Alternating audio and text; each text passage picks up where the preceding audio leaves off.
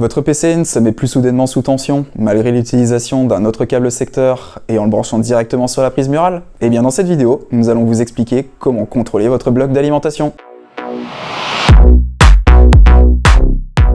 Le coupable le plus probable, lorsqu'un PC ne se met plus sous tension, est le bloc d'alimentation. Il peut exister d'autres causes, mais dans cette vidéo, nous allons nous concentrer sur le diagnostic de ce composant. L'idée de cette procédure est de forcer manuellement le démarrage de l'alimentation pour vérifier son fonctionnement. Nous aurons alors besoin du PC en panne et d'un trombone.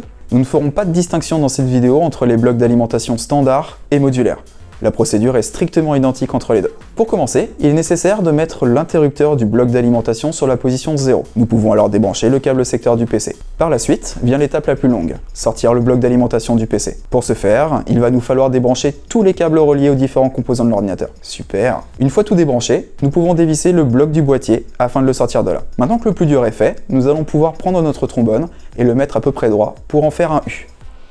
L'idée est maintenant de shunter 2 des 24 pins du plus gros connecteur de votre alimentation, comme ceci. Cela va simuler l'appui sur le bouton power du boîtier, comme si nous voulions démarrer la machine. Une fois le trombone en place, nous pouvons rebrancher le câble secteur sur le bloc et remettre l'interrupteur en position 1. Ici, deux cas de figure. 1. Soit votre bloc d'alimentation est actif et son ventilateur tourne constamment.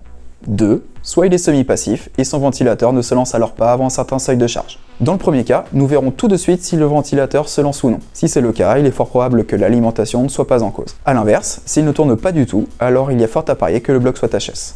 Dans le second cas, pour un bloc semi-passif donc, nous ne pouvons pas nous fier au ventilateur puisque son fonctionnement n'est pas continu. Nous allons alors feinter en utilisant un périphérique SATA tel qu'un disque dur pour vérifier si ce dernier démarre électriquement. S'il se lance bien, le bloc est supposé OK. Dans le cas inverse, vous m'avez compris.